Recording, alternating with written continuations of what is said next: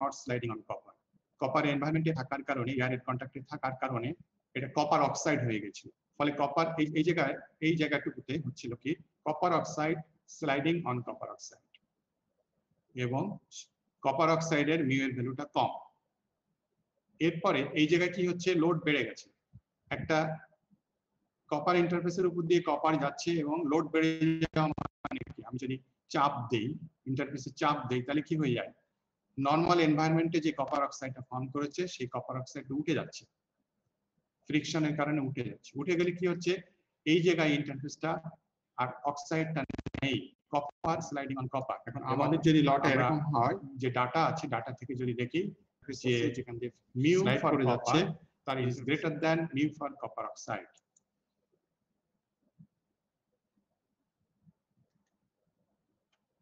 এই পর্যন্ত constant. mu for copper is greater than mu for copper oxide. এখানে copper oxide নাকে in general আমরা ফিল্মও বলতে পারি,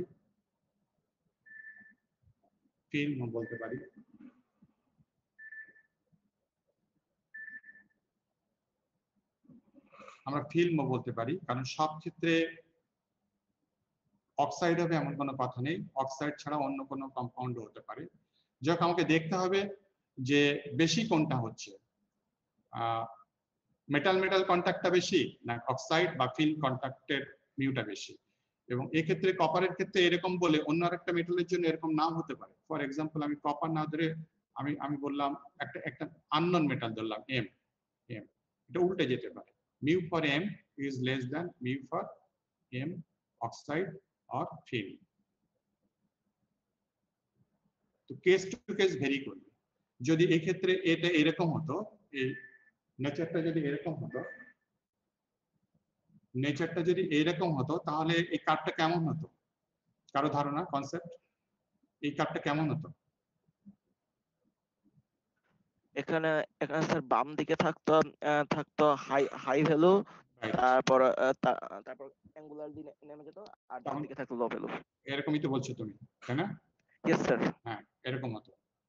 সো কারণটা তোমরা বোধহয় বুঝতে পেরেছো, যে এখানে কন্ট্যাক্টটা হচ্ছে কপারের ক্ষেত্রে কপার অক্সাইড, এবং আমরা জানি কপার অক্সাইডের মিউ ভ্যালুটা কম then copper mu value. So copper oxide কম, কপার এটা বেশি, সেই জন্য এর কার্ভটা এরকম হচ্ছে। অন্য একটা মেটালের ক্ষেত্রে এই ঠিক একই লোড রিজিয়নে এটা এরকম হবে। সো আমি সবসময় এটা ধরে নেবো তা না, আমার জানতে হবে যে মেটালটার জন্য আমি কার্ভ ড্র করছি সেই মেটালটার এই মিউ এর ভ্যালুটা কেমন, নেচারটা কেমন, মিউ অক্সাইডের ভ্যালু নেচারটা কেমন। সো এই ক্ষেত্রে ব্যাখ্যাটা হচ্ছে এরকম। Copper readily oxidize in air, so that at low loads, oxide film effectively separates the metal surfaces. Oxide film effectively separates the metal surfaces, and there is little or no true metallic contact. Oxide film has low shear strength. At high loads, film breaks down, resulting in intimate metallic contact, which is responsible for high mu and surface damage. So এটা হচ্ছে তার ব্যাখ্যা।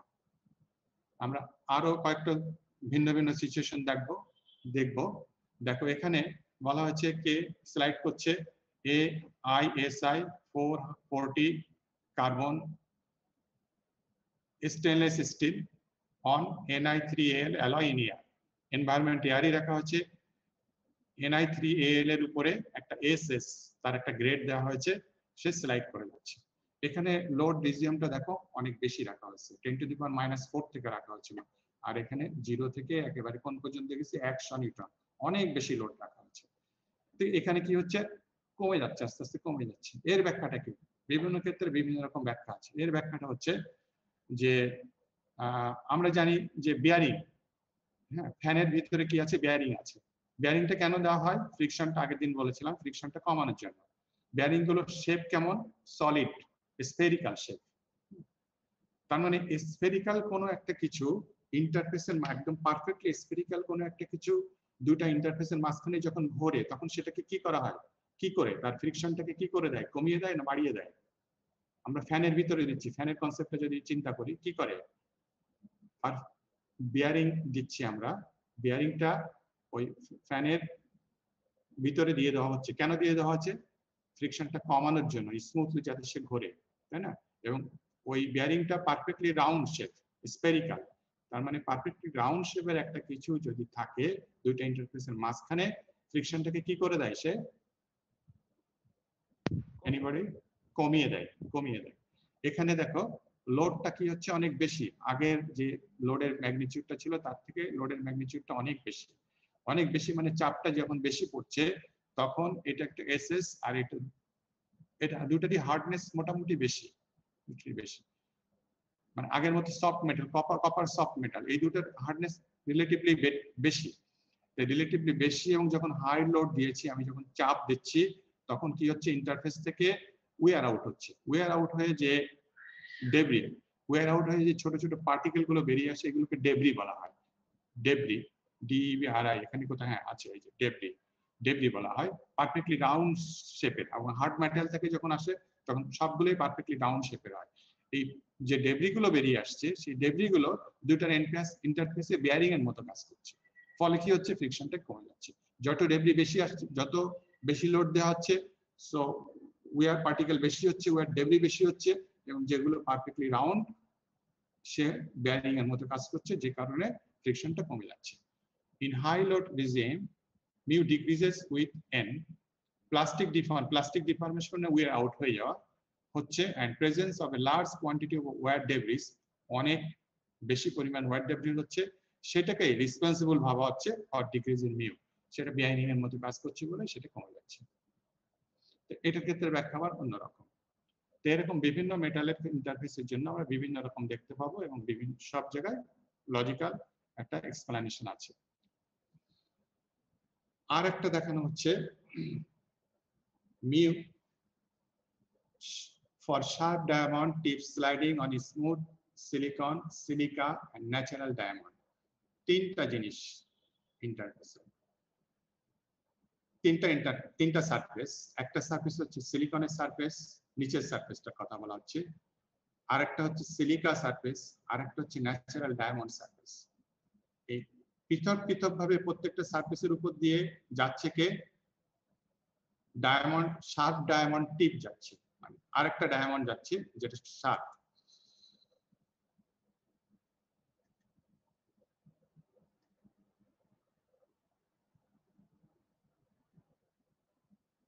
This is diamond.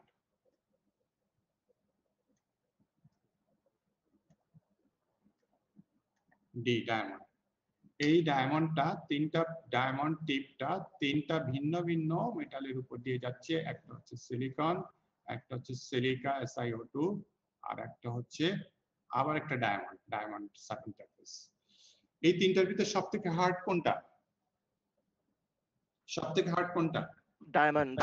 Diamond, হ্যাঁ, diamond হচ্ছে সবথেকে hard. বাকিগুলো মানে hard, কিন্তু ডায়মন্ড থেকে কম হার্ড। এখন একটা সারফেস আর একটা সারফেসের উপর দিয়ে যখন যাবে, তখন দুইটার হার্ডনেস যদি সমান হয়ে যায়, তখন কি হয়ে যায়? দুইটার ভিতরে কম্পিটিশন হয়, কে কাকে ওয়্যার আউট করবে। কেউ কাউকে ওয়্যার আউট করতে পারে না, রিলেটিভলি সফটওয়্যারের ওয়্যার আউট বেশি হয়। তা যখন ডায়মন্ডের উপর দিয়ে যাবে, তখন কি হবে? এইটা যখন এটার উপর দিয়ে যাবে, ওয়্যার পার্টিকেল খুব সব থেকে কম আসবে। হ্যাঁ আসবে, বলা হয় যে একটু আসবে, কারণ এইটা হচ্ছে শার্প, এর শার্পনেসের কারণে এখান থেকে কিছু কিছু ওয়্যার পার্টিকেল আসবে। আর তবে ডায়মন্ডের উপর দিয়ে যখন ডায়মন্ড টিপ যাবে, তখন ওয়্যার ডেবরি সব থেকে কম হবে। ডায়মন্ড যখন সিলিকনের উপর দিয়ে যাবে, তখন ওয়্যার ডেবরি অনেক বেশি হবে, এবং সেই ওয়্যারটা হবে সিলিকনে। ডায়মন্ড যখন সিলিকার উপর দিয়ে যাবে, ওয়্যার ডেবরি অনেক বেশি হবে, সেই ওয়্যার ডেবরিটা আসবে সিলিকার উপর দিয়ে, ডায়মন্ড আসবে না, কারণ ডায়মন্ডের হার্ডনেস অনেক বেশি।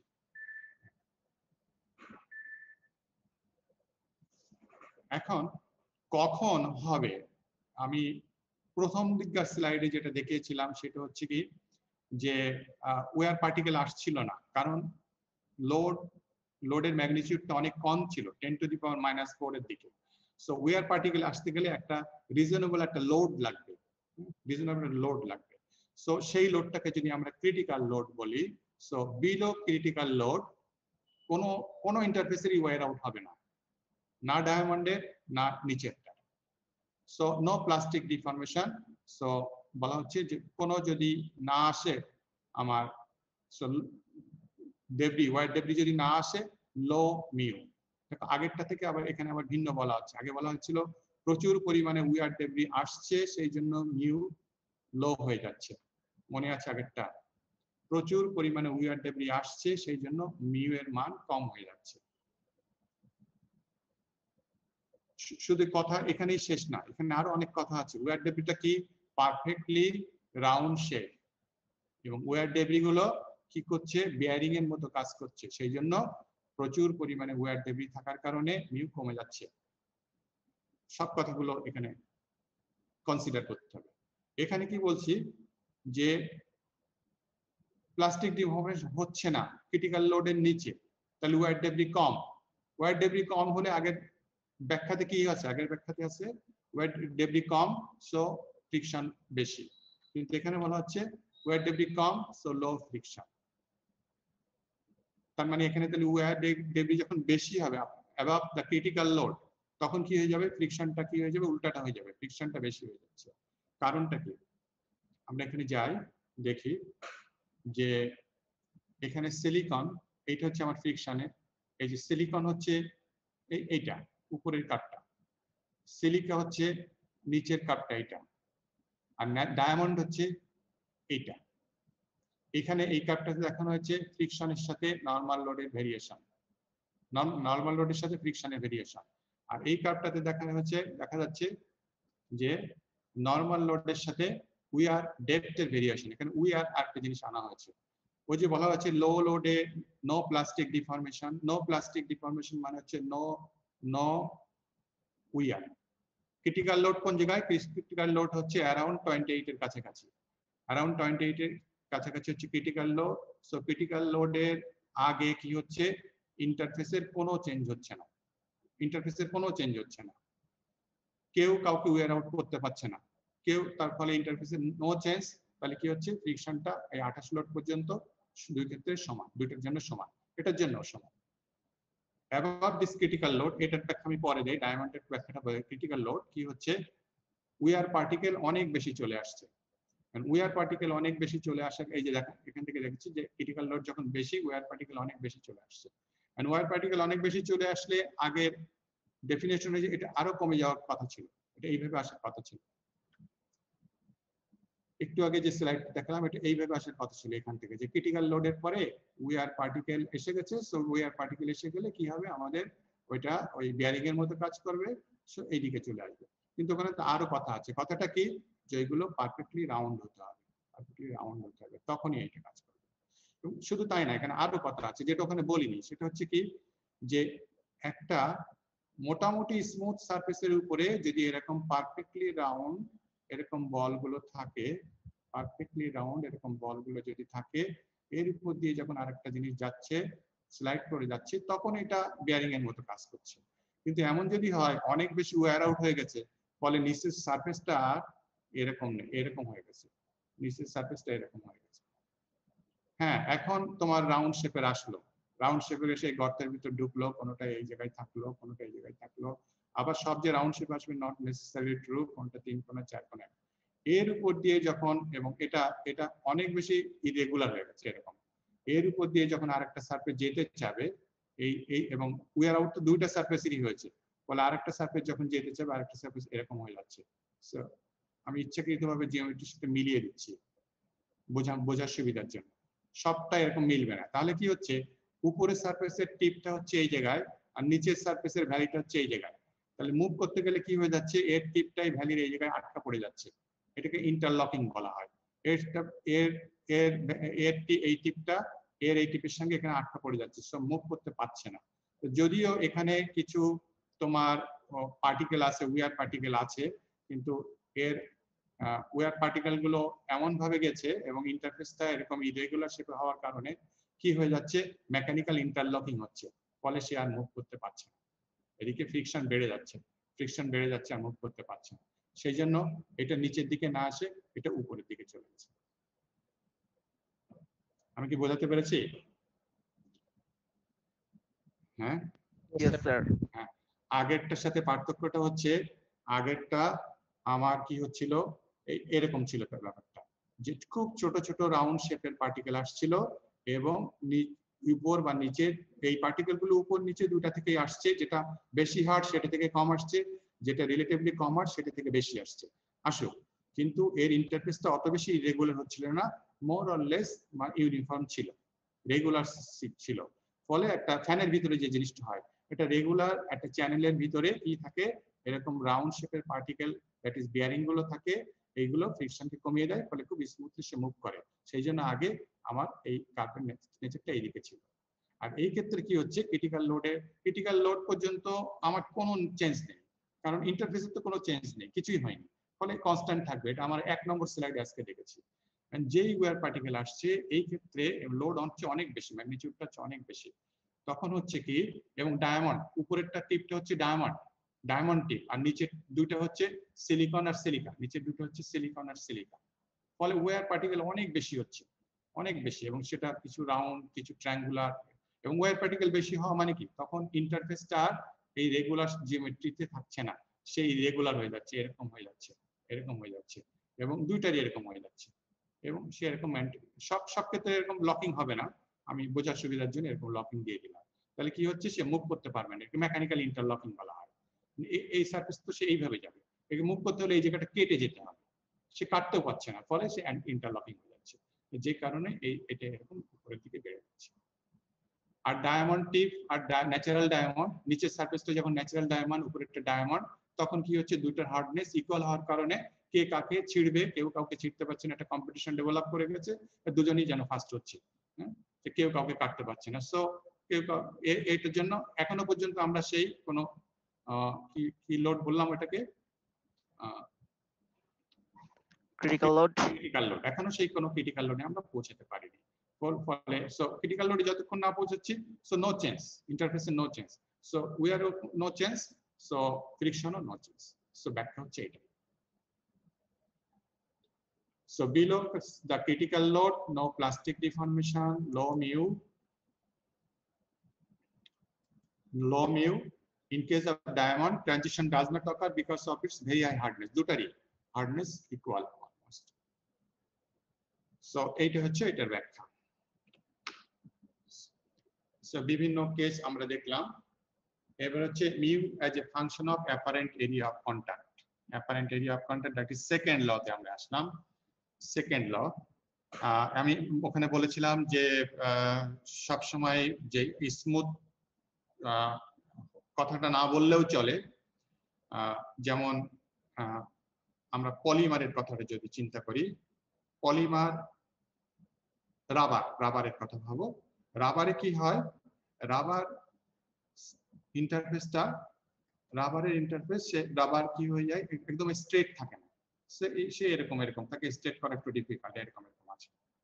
কিন্তু যখনই আমি অন্য একটা বডি রাবারের উপর দিয়ে এরকম মুভ করাবো, সামনের দিকে মুভ করাবো, এবং এখানে যদি একটা লোড থাকে, এটা যদি লোড থাকে, ডব্লিউ লোড থাকে, তাহলে কি হবে, এই রাবার এই জায়গাটা যে কনভেক্স শেপ দেখাচ্ছি, এটা কি স্ট্রেট করে নিয়ে যাবে সে একেবারে রাবারের উপর দিয়ে, রাবারকে সেই লোডের কারণে সে এই লোডের চাপ দিয়ে রাবারটাকে স্ট্রেট করে নিয়ে যাবে।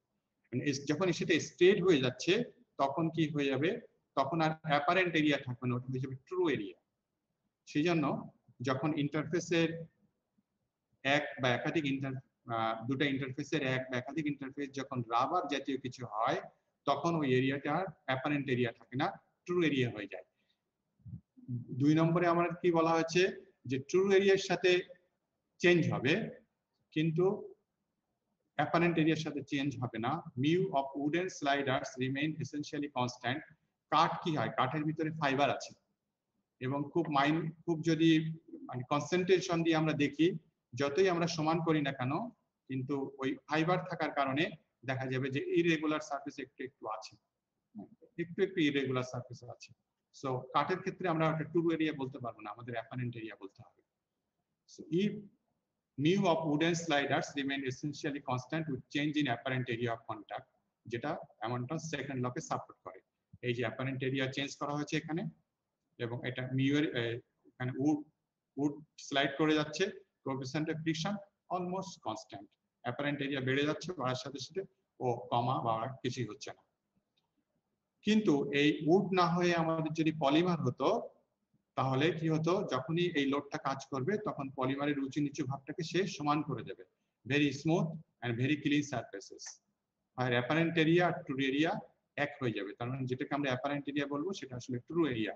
So mu may not remain constant, constant নাও থাকতে পারে। এইটা হচ্ছে সেটা ছবি এখানে দেখানো হয়নি, কিভাবে চেঞ্জ হবে সেটা দেখানো হয়নি। উডের ক্ষেত্রে চেঞ্জ যে হয় না সেটা শুধু দেখানো হচ্ছে। সেকেন্ড দুইটা ল গেল, বেসিক দুইটা ল গেল, আর থার্ড ল হচ্ছে স্লাইডিং ভেলোসিটির সাথে চেঞ্জ হয় না বলা হচ্ছে, এবং এটা সবসময় ট্রু না। এখানে যেটা দেখানো হচ্ছে স্লাইটলি চেঞ্জ হচ্ছে, নেগেটিভ স্লোপ, এবং স্লাইডিং ভেলোসিটি ম্যাগনিটিউডটা হচ্ছে এরকম। Mu K is a function of velocity as a negative slope, মানে ভেলোসিটি বাড়ার সাথে সাথে মিউ একটু একটু কমে যাচ্ছে, অলমোস্ট এটাকে কনস্ট্যান্ট বলে আমরা ধরতে পারি। তবে এটা নিয়ে অত বদার করার কিছু নেই, কারণ এই ল সবসময় অ্যাপ্লিকেবল না। Slope is very very small, that is mu K changes only by a few percentage, but আমরা জানি যে এটা অলওয়েজ নট ট্রু। তো এটা হচ্ছে ফ্রিকশন তিনটা ল গেল। আমাদের ক্লাস এখানেই আজকে শেষ। এখন তোমাদের কিছু ইনস্ট্রাকশন দেবো নেক্সট ক্লাসের আমার ক্লাস কুইজ সম্পর্কে। সেটা হচ্ছে তোমরা এবারে, আমি কোশ্চেন পার্শিয়ালি করেছি, কেউ কিছু দেখতে পাওনি তো? পেয়েছো? না স্যার। আচ্ছা, ভেরি গুড। ফলস একটা কোশ্চেন দেখতে পেয়েছিলাম, ওটা তো ট্রু ফলস সেটা আগেরটা। আচ্ছা, নতুন করে কোনো কোশ্চেন দেখতে পাওনি তোমরা, আশা করি দেখতে পাবো না, আমি সেরকম মেজার নিয়েছি। তবুও এখনো কনফিডেন্ট না, সেজন্য জিজ্ঞাসা করলাম। আমাদের আগামী রবিবারে কুইজ হবে, কুইজ শুরু হবে 12টা 5। হ্যাঁ, আমি একটু সময় বেশি দিয়েছি, কারণ ইন্টারনেট প্রবলেম হতে পারে, সেই জন্য 17 মিনিট টাইম দেওয়া হচ্ছে। তোমাদের কুইজে real time actually 15 minute, 15 minute, 15 minute. 15 minute হচ্ছে কুইজের রিয়েল টাইম। শুরু 12টা 5 হবে। তোমরা কম্পিউটার অন টন আগে করে রাখবে, কোশ্চেন তোমরা 12টা 5 অ্যাভেলেবেল হবে, তাতে 15 মিনিট হলে তোমরা 12টা 20 শুরু, 12টা 20 শেষ। এরপরে তোমাকে জমা দিতে হবে, সাবমিট করতে হবে। সাবমিটের জন্য আমি 2 মিনিট বেশি রেখেছি, মানে ওই 2 মিনিটও তোমাদের হাতে থাকবে, কোশ্চেন অফ হয়ে যাবে না, ডিজ্যাপিয়ার হয়ে যাবে না।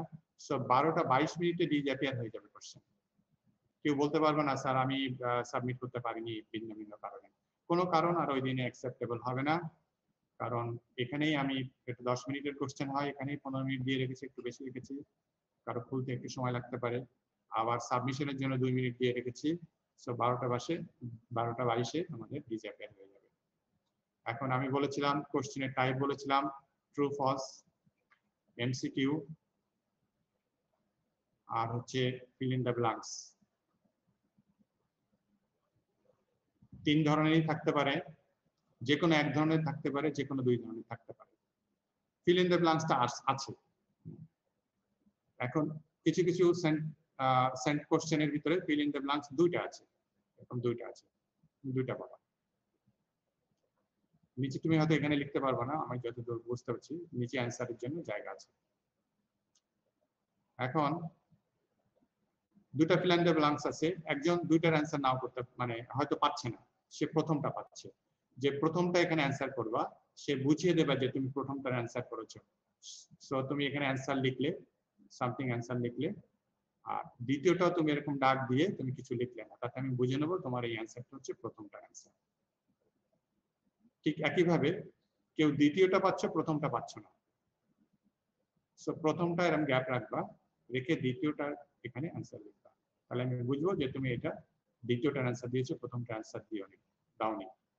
সো যেটার ভিতরে 2টা ফিল ইন দ্য ব্ল্যাঙ্কস আছে, সেখানে যদি তুমি এখানে একটা অ্যান্সার লিখো, দিস ইজ নট অ্যাকসেপ্টেবল, ওই অ্যান্সারটা কারেক্ট হলেও আমি এটাকে কেটে দিয়ে দেবো, কারণ এটা তোমার প্রথমটার অ্যান্সার না সেকেন্ডের অ্যান্সার আমি বুঝতে পারছি না। হ্যাঁ, this is acceptable and this is acceptable. Clear হয়েছে? আর যেটা একটা আছে সেটার ভিতর তো কোনো নির্দেশনা দেওয়ার দরকার নেই, তোমরা জানো। ঠিক আছে?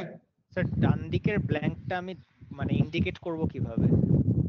এই যে তুমি একটা লাইন দিয়ে দিবা, এই যে আমি এই যে লিখেছি কিছু, এই ডট ডট মানে কিছু লেখা, হ্যাঁ, সো অ্যান্সারটা লিখেছি এখানে, হিয়ার ইজ দ্য অ্যান্সার। আর এখানে কিছু না, খালি। তাহলে আমি বুঝলাম যে ডান দিকে তুমি কিছু লিখলে না, তোমার অ্যান্সারটা বাম পাশেরটা।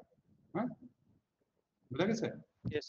আর এই যে ডট ডট মানে এটা হচ্ছে অ্যান্সার, সো অ্যান্সার তুমি এটা বাম দিকে খালি রেখেছো, তার মানে এখানে তুমি কিছু লেখোনি, এটা অ্যান্সারটা তোমার দ্বিতীয় ব্ল্যাঙ্কের অ্যান্সার। হ্যাঁ, কিন্তু তুমি ওরকম না দিয়ে তুমি অ্যাকুরেট, তোমার অ্যান্সার কারেক্ট হয়েছে, তুমি এরকম লিখেছো। আমি এটা প্রথমটা যে যেটা এটা ঠিক সেটাই ধরে নেন না, সেটা আমি ধরবো না, আমি কেটে দিয়ে দেবো। বোঝা গেছে? This is not acceptable pattern. এইটা, এই দুটো অ্যাকসেপ্টেবল প্যাটার্ন, যেটার ভিতরে দুইটা ব্ল্যাঙ্ক থাকে। এই হচ্ছে তোমার কুইজের ব্যাপারে ইনস্ট্রাকশন। টাইমটার ব্যাপারে খেয়াল রাখবা। টিমে, মাইক্রোসফট টিম। আর আমাদের 12:22 শেষ হয়ে যাচ্ছে। 12:22 শেষ হয়ে যাওয়ার পরে 12:30 আমাদের প্রেজেন্টেশন আছে। যারা শিডিউল টাইমে প্রেজেন্টেশন দিতে মিস করেছিলে যে কোনো কারণে হোক, তাদের লাস্ট চান্স 12:30 প্রেজেন্টেশন, এবং তাদের সবাইকে আমি তোমার পাঠিয়েছি, লিঙ্ক পাঠিয়েছি। যদি এমন কেউ থেকে থাকো যে যার প্রেজেন্টেশন শিডিউল ডেতে দিতে পারোনি এবং আমার লিঙ্ক পাওনি, তাহলে আমার সাথে যোগাযোগ করতে হবে পার্সোনালি, আমি লিঙ্ক আবার পাঠিয়ে দেবো। আমি যাদের অ্যাবসেন্ট ছিলে তাদের সবাইকেই আমি লিঙ্ক পাঠিয়েছি। তবু কেউ যদি না পেয়ে থাকো আমাকে পার্সোনালি যোগাযোগ করবা। ক্লিয়ার হয়েছে? আগামী দিনের কুইজ অথবা আগামী দিনের ওই যে মানে 18 তারিখের কুইজ অথবা 18 তারিখের প্রেজেন্টেশন নিয়ে আর কোনো এক্সকিউজ ওই দিন অ্যাকসেপ্টেবল হবে না। ইন্টারনেট নাই, আমি প্রেজেন্টেশন আসতে পারিনি, ইত্যাদি ইত্যাদি, এগুলো মানে এটা করতে গেলে হবে কি নেভার এন্ডিং প্রসেস হয়ে যাবে। হ্যাঁ, আমাকে শেষ তো করতেই হবে একটা। ওকে, আমি রোল কল করছি। Roll number 1। Yes sir. 2, present sir. 3 Sumaiyatul Hasan. 4 present sir, আমার মাইক অন করতে প্রবলেম হচ্ছে। আচ্ছা ঠিক আছে, প্রেজেন্ট হ্যাঁ। 4 present sir. 5 present sir. 6 Shafat Hossain. 6 absent। 7 8 আছো? নওশিন আফা। জি স্যার। আচ্ছা 9। আচ্ছা এক ইয়েস স্যার। মিনিট আমি তোমাদের এটা দেখতে পাচ্ছি না। Stop share.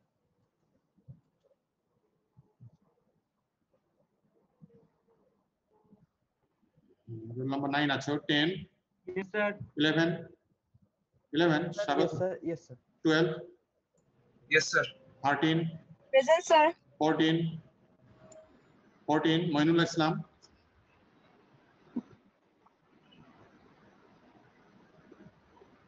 15 Yes, sir. 16 yes sir. 17 Yes, sir. 18 Yes, sir. 19 yes sir. 20 Rehan 21 Yes, sir. 22 yes sir. 23 yes sir. 24 yes sir. 25 Yes, sir. 27 yes sir. 28 29 Yes, sir. 30 Yes, sir. 31 Yes, sir. 33 Abdar Wasif। Yes, sir. 34 yes sir. 35 Mashoor Rahman। 36 Yes, sir. 37 Yes, sir. 38 present sir. 39 yes sir. 40 Yes, sir. 41 Yes, sir. 42 Yes, sir. 44 Jonel Abidin।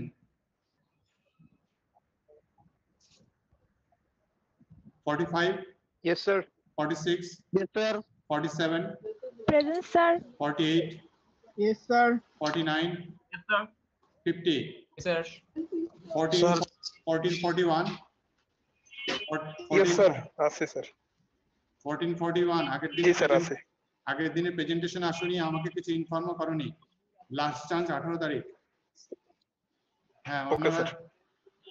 Sir roll number চার। 14 sir. আচ্ছা দুইটা চার chatting আসছে নে- দেখছি দুইটা চার আসছে ঠিক আছে।